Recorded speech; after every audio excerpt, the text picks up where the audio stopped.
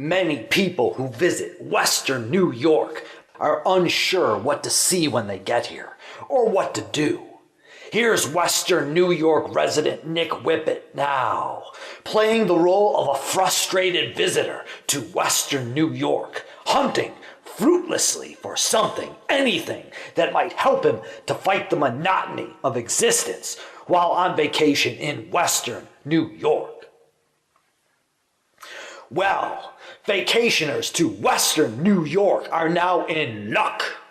A longtime resident of Western New York, Nick Whippet, has, at the suggestion of a relative who works for the New York State Travel Bureau, Nick Whippet has lent a hand to local visitors.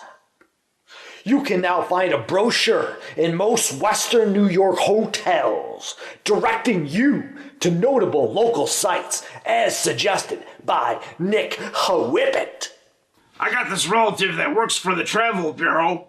I think he wanted me out of his hair. So he suggested that I put a travel guide together of Western New York. Because I kept complaining to him that there wasn't such a thing as that. This brochure thing contains a lot of my favorite spots.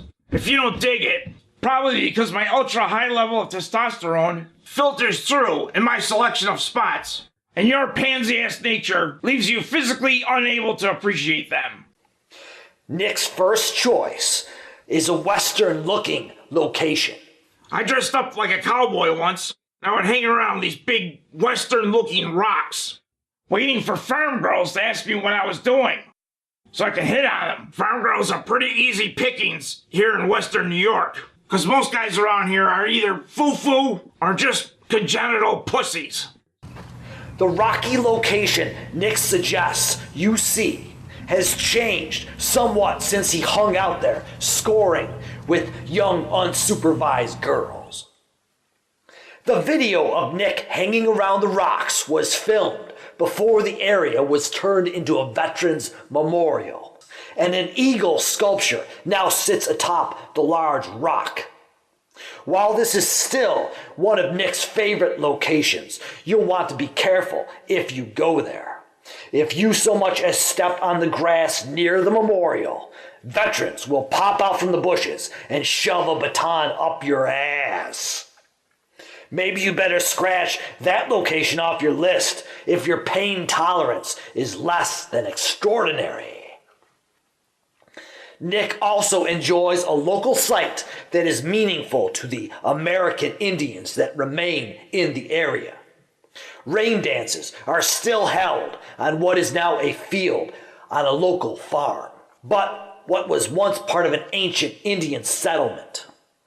The rain dance field is available for viewing, but it is fenced and electrified.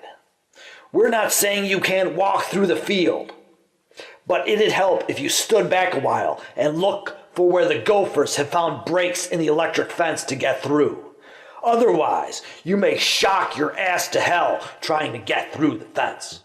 Farmers like to think they could dissuade visitors with electrified fencing.